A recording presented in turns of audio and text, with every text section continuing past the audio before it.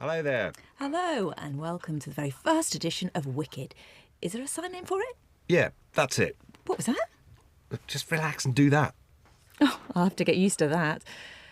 BSL BT, the British Sign Language Broadcasting Trust, will be transmitting on the community channel and on Freeview.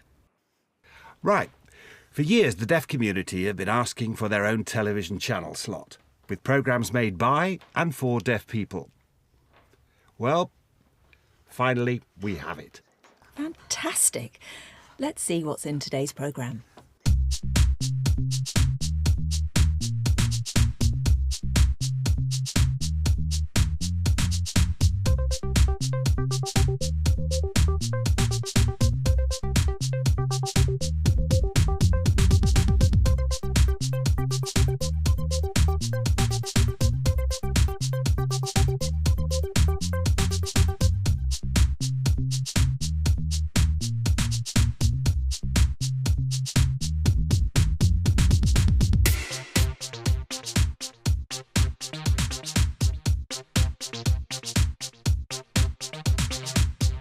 Let's just hold it there a sec, though, because you must be wondering what BSL BT is and what kind of programmes you'll be getting in the future.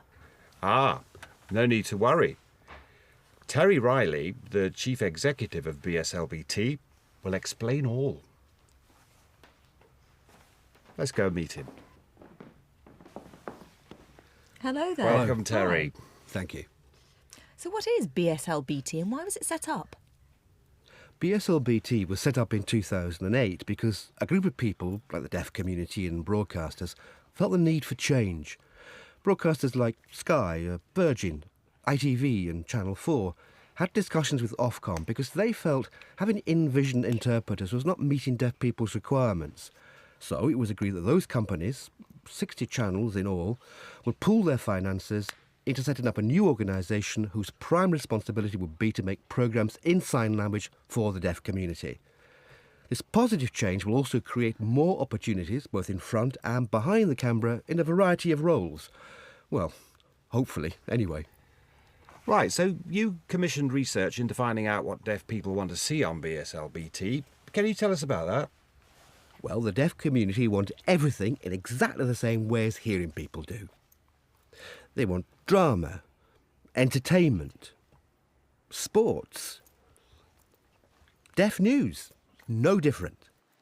They want sign language first. Before, they always had in-vision interpreters, but that wasn't successful, so now it's going to originate in sign. What about the finances for the future? Does it look good? Well, Ofcom have agreed, along with the 60 channels, to pool their resources for 2 years. That means there'll be a review after the first year to see if the deaf community like it or not. If the second year is successful, then hopefully we can find sponsorship. We don't know if the broadcasters will fund us anymore. Deaf people might have to subscribe, just as people do for Sky and cable programmes. We just don't know at the moment. We'll concentrate on making programmes during the first year and then fundraising during the second year. No one is safe at the moment. Lots of TV companies are affected by the recession, but hopefully we'll carry on. I'm adamant we'll continue. Thank you so much for your time, Terry. Thanks, and hopefully I'll see you in 2 years' time. Me too.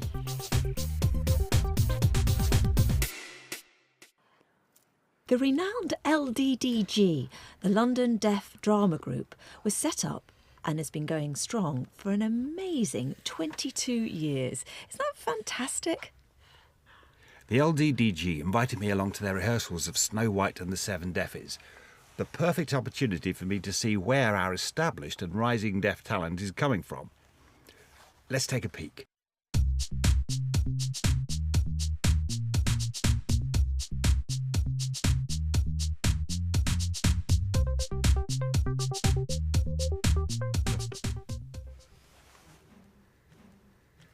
The London Deaf Drama Group have been entertaining deaf audiences for over 20 years. They were set up because a group of deaf people came together to share their love of sign language and acting.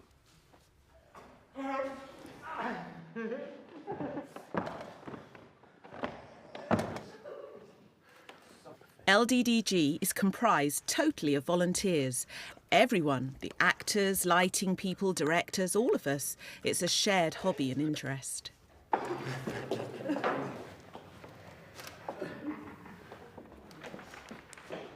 Snow White and the Seven Deafies. We liked the term deafies because we couldn't work out how to use the seven dwarfs bit. And we didn't want that because we wanted to incorporate deaf culture. And we could include DLA and other deaf issues. The Deafies title was perfect. The story fitted in.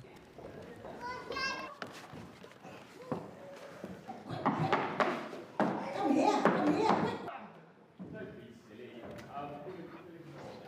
Mistakes. Oh, I directed this. Who else would give me an opportunity in the professional world?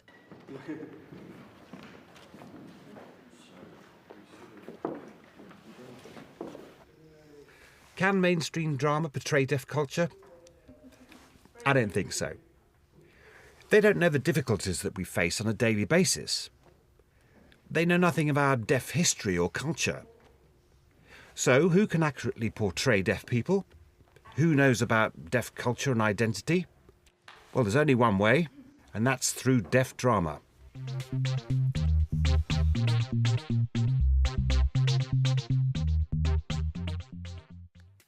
We started back in 1986. A man called Alex Cranwell asked if I was interested in joining a drama group for the Spanish festival. And I thought, oh yeah, Spain. I never really considered acting, but I thought, why not?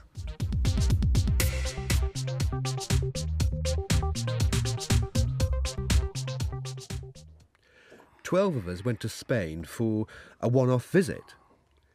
Well, I mean, we thought it was a one-off, but, well, we're still here 22 years later.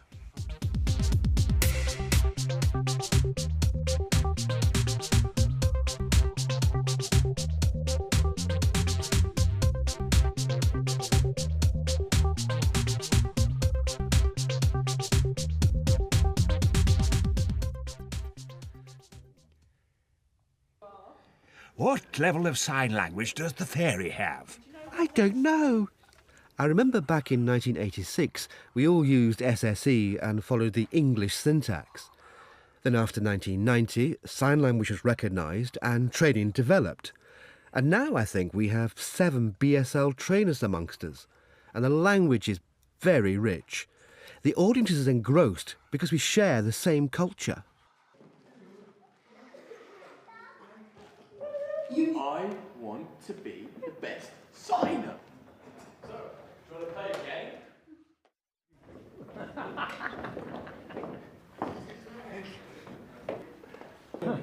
game? Go on, get out. What do you mean? Rehearsing has been a real problem. Time's against us and we've had to learn everything so quickly. Today is the first time we've had a full rehearsal and it's gone well.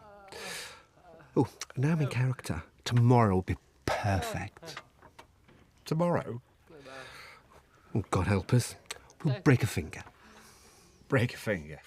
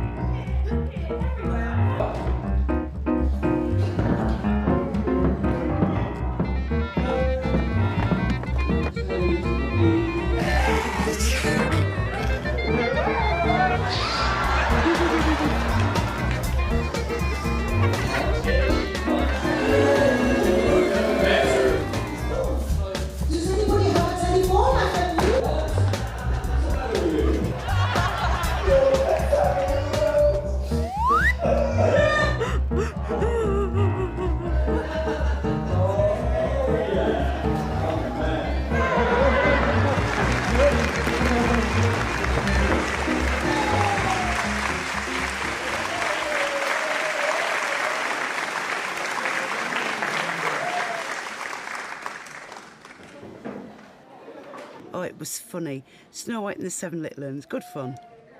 Oh, I really enjoyed it. Oh, I love seeing deaf drama. It's fantastic.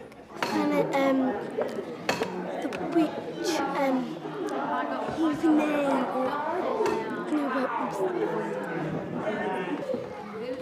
It's great. There's so many children in today. It's lovely. They're at the front, which is important.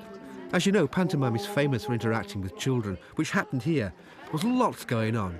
That was really important. Was it scary or funny? Funny. I thought it was funny too.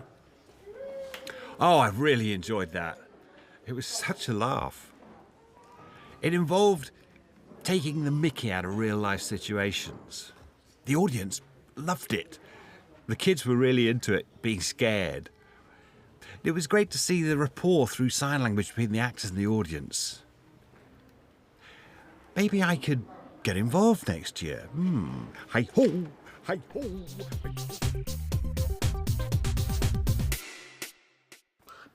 Continuing with drama, but with a difference, the National Deaf Service, NDS, are based in the southwest of London at St George's Mental Health NHS Trust. They decided to make a DVD called Communication Breakdown, aimed at mental health professionals. The drama was made for the Children and Family Services to make health professionals aware of the issues that young deaf people can face and how they can be affected by them. Here's a clip.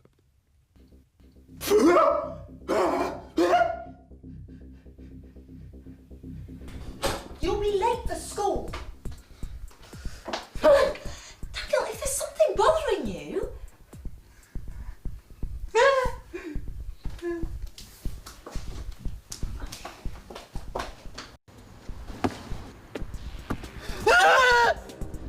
All right.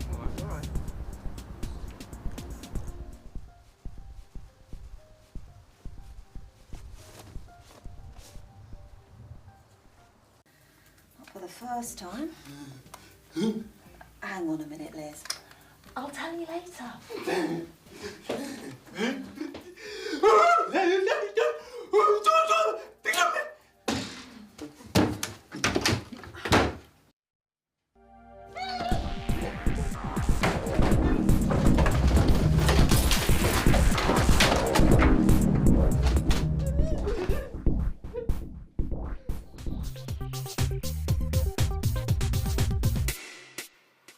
Wow, powerful stuff.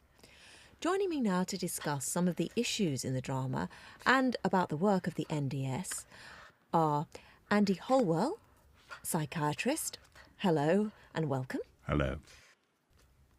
And Herbert Klein, deaf advisor. Hello there. The DVD was made in a drama style. Why was that? It was important to make a big impact on teachers, many of whom have no deaf awareness at all. If you try to explain deafness and sign language, it's not the same as them seeing it in a real-life situation. That way, they're more likely to understand what it means to be deaf. The fact they are deaf is not the problem, but it's more about communication and about coping with everyday life and the difficulties they face. That gives a much clearer picture and helps them understand our service and about communication. Is it right that there's a high proportion of mental health issues within the deaf community compared to the hearing community? If so, can you explain why that is? That's an interesting question. Research suggests that 25% of hearing children have mental health problems, compared to 40% of deaf children. So why the difference? Well, you have to consider that deaf children of deaf parents have the same percentage rate as hearing children. The same was found in Finland because they intervene at an early stage by teaching the hearing parents to sign. So, the thinking is, prevent barriers to communication early on in life so as to prevent problems in later life. Right, okay, yeah. The DVD looks at problems facing young deaf people. Why did you want to focus on that group? Well, I think it's important for deaf children to be diagnosed early in life If not, then they'll grow up and have mental health problems later on in life. And it's often difficult to repair the damage or even too late. Early prevention of mental health problems is much better. So what are the future plans for NDS? More DVDs? The future is exciting because the government have agreed to expand the service. So, the plan for the future is to have 4 teams. 1 in York, 1 in Dudley, 1 in Truro, and 1 in London. Also, to have outreach teams giving better coverage in England and improved access. Herbert, Andy, thank you both very much. Nice Thank to you. meet you. If you're the parent of a deaf child, you'll know just how few educational resources are accessible on the web, DVDs and television. However, things are changing. GameLab London is a company creating educational software aimed at 5 to 11-year-olds. It's interactive and fantastic. GameLab London, in conjunction with BSL BT, have been using deaf actors, avatars and exciting technology to create wicked kids, which, hopefully, will be a regular strand. Hello. My name's Esther. Do you like my room? Do you want to know why I'm here? Well, I'm going to tell you about a new TV program. Wait, where's my friend?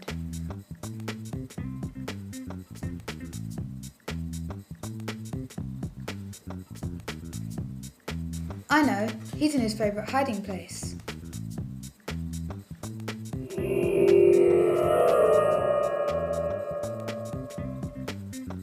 Hello. Say hello. I'm a bit shy.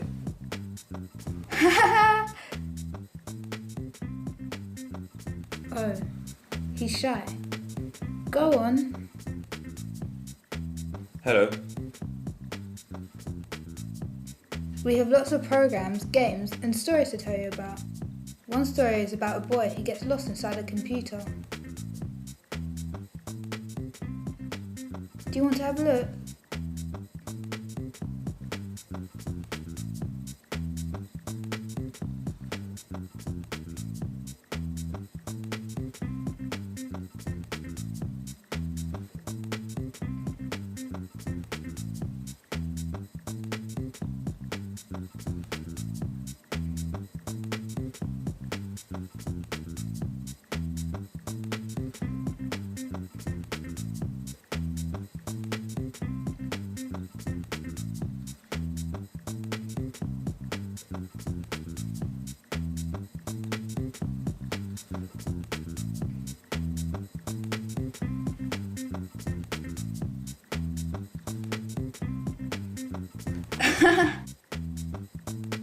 Did you see the thing with the horns and the big teeth? Do you know who it was?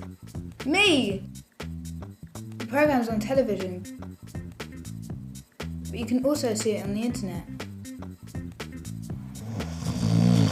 What's he doing?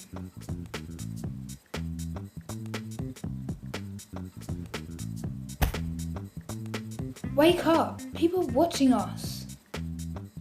I'm dreaming about a comfortable new pair of trainers. He's dreaming. He wants new trainers, but he's got no feet.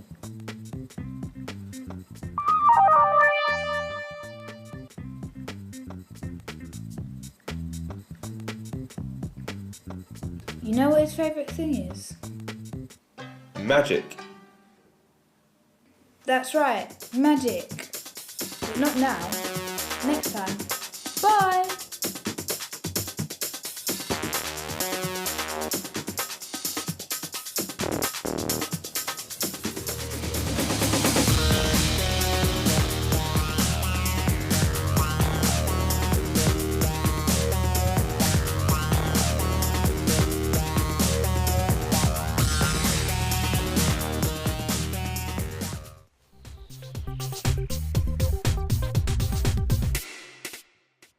Now for something close to my heart.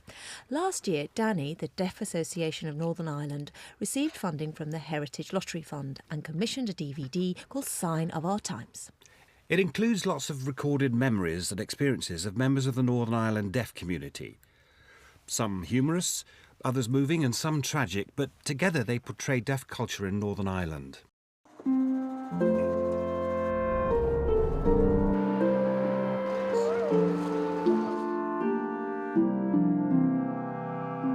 I used to work in the post office. I worked in the post office for 11 years, and we did have a problem with a bomb once. One time we had a letter bomb. Well, it was a video bomb. It's a long time ago now. I started as a letter sorter. The job was called a letter assistant. It was good money, and I liked my hearing colleagues.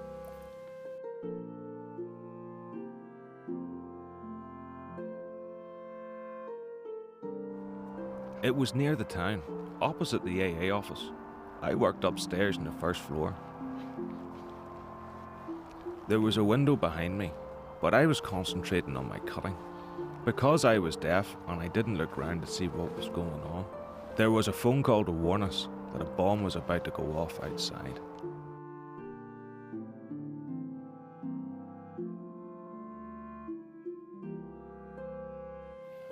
This day I was sorting the letters and I came across a heavy packet.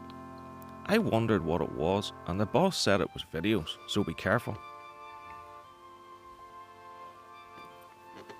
Some of my hearing mates said it could be Blue movies and asked for it, so I passed it over to them. Then the boss said give it to him. Everybody in the place was hearing, and I was the only deaf one there to witness it. This massive explosion. Everybody else rushed out, leaving me there, still working and cutting. Then came this huge explosion from the AA office, and the window behind me smashed, and I was sent flying across the room. I was thrown off my feet by this explosion. Whoever it was, IRA, UVF, UDA, I've no idea.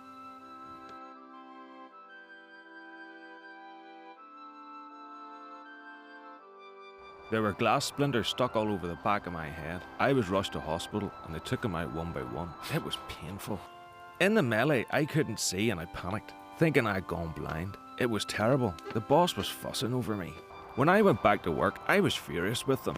I said, I thought we were mates, you rotten sods. At the time, I actually hated hearing people because of this. I was dazed and couldn't see, so they sent me to hospital for treatment and tests. I claimed compensation and I'm okay about it now. But my eyes are damaged and I can't drive. I can only see through one eye. I can't see out of the side of my right eye, but that's life, I suppose.